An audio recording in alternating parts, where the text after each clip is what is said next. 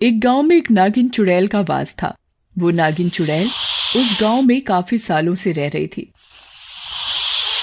वैसे तो वो नागिन चुड़ैल थी, लेकिन वो अपनी शक्तियों से गांव वालों की खूब मदद किया करती थी, जिसके कारण गांव वाले भी उससे खुश रहते थे। एक दिन नागिन चुड़ैल के साथ गांव वाले बैठकर बातें कर रहे होते हैं। नागिन जी, जब से आप इस गांव में आई हो, गांव वालों की तो जैसे लॉटरी लग गई है। आप हम लोगों की हर तरह से मदद कर देती हो। क्या भैया, आप भी ना। आप लोगों ने भी तो मेरी जान बचाई थी एक दुष्ट तांत्रिक से। आप लोगों का तो मुझ पर एहसान है। फिर उसके बाद गांव वाले वहां से चले जाते हैं।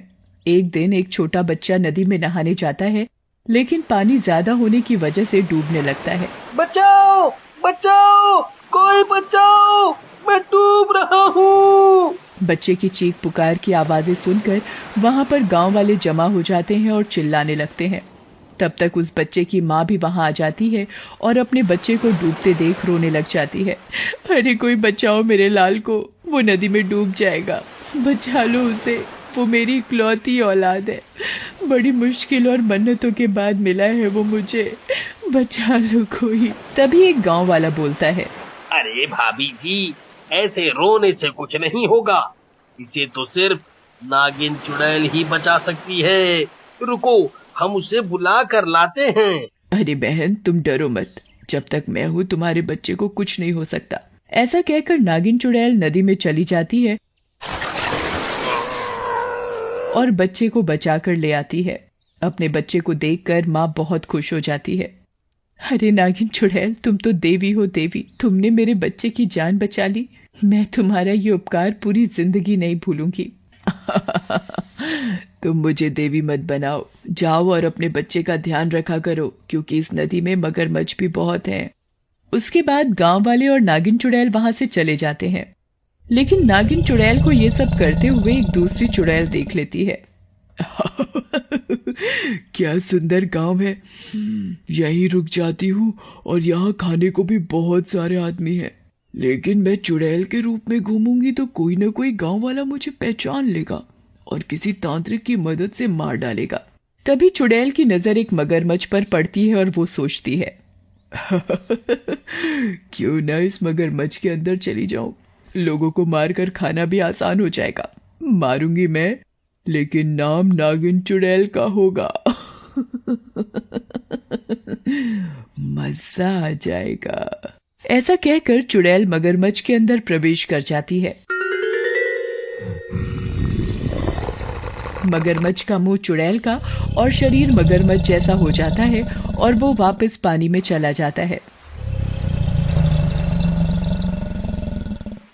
अगले दिन एक शराबी नदी के किनारे बैठा हुआ शराब पी रहा होता है।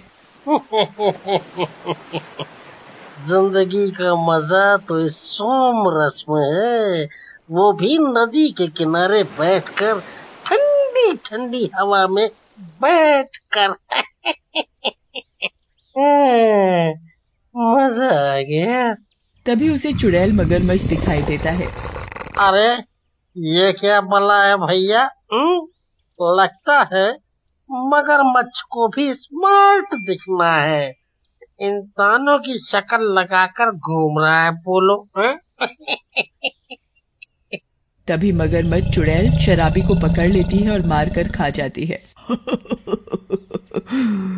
मजा आ गया, सचमुच इस गांव में खाने के लिए बहुत आदमी है।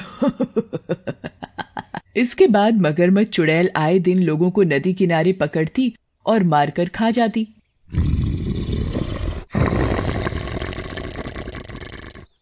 एक दिन गांव के कुछ बच्चे नदी किनारे खेल रहे होते हैं। एक बच्चे की गेंद नदी के अंदर चली जाती है और वो उसे उठाने के लिए आगे बढ़ता है।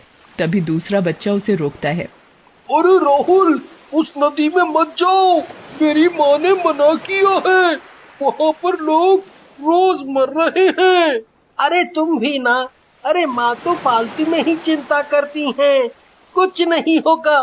देखो मैं अभी बॉल निकाल कर लाता हूँ। ऐसा कहकर राहुल नदी में चला जाता है, लेकिन जैसे ही राहुल नदी में पैर रखता है मगरमच्छ चुड़ैल पानी में से निकलता है और राहुल को पकड़ लेता है।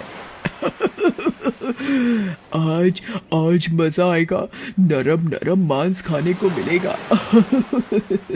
राहुल डर जाता है और चिल्लाने लगता है। छोड़ दो मुझे, मैं वापस नहीं आऊंगा, मुझे जाने दो।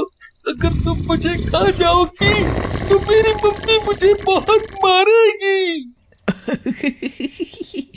तू तो बहुत मासूम है, मेरा मन तो नहीं कर रहा तुझे मारने का, लेकिन मैं अपनी भूख के आगे मजबूर हूँ।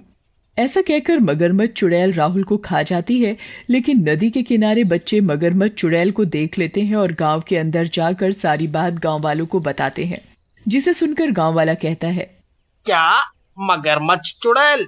नहीं बच्चों, तुमने जरूर कुछ और देखा होगा। नहीं चचा, हमने वही देखा जो आपको बता रहे हैं। हमने सच में मगरमच्छ चुड़ैल ही देखी थी। तभी एक गांव वाला पुन्नू वहां आता है, जो कि नागिन चुड़ैल से जलता था। अरे ये कोई मगरमच्छ चुड़ैल नहीं है भैया, हम कहा तू ये नागिन चुड़ैल है जो रूप बदलकर अपनी असलियत दिखा रही है। तभी सरपंच जी वहां पर आ जाते हैं। अरे पुन्नू, ये बिना सर पैर की बातें मत किया करो, भला नागिन चुड़ैल ये क्यों करेगी?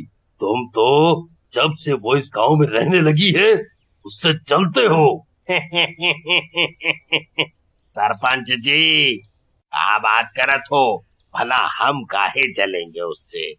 वो ठहरी चुड़ैल लोगों की जान लेने वाली, और हम इंसान, हमारा और उसका क्या मेल है, हैं? लेकिन आप उसका इतना पक्ष क्यों लेते हो? कहीं वो आपको भी तो कौनो फायदा नहीं देता है। इस बात पर सरपंच को गुस्सा आ जाता है। पुन्नू, तुम्हें मुझ पर इस तरह आरोप लगाने का कोई हक नहीं है। मैं गांव की भलाई के अलावा और कुछ नहीं सोचता। धीरे धीरे गांव वाले पुन्नू के बहकावे में आ जाते हैं और नागिन चुड़ैल के विरुद्ध हो जाते हैं। तभी वहां नागिन चुड़ैल आ जाती है। आ गई नागिन चुड़ैल, दिखा दी ना अपनी असलियत लोगों को, मार कर खाने लग गई ना अपने ही लोगों को। पन्नू, ये क्या कह रहे हो? तुम्हें शर्म नहीं आती मुझ पर ये इल्जाम लगाते हुए?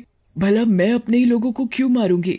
तभी दूसरा गांव वाला बोलता है, देखो कितनी शरीफ बनकर दिखा रही है, हमारे लोगों और बच्चों को मारकर।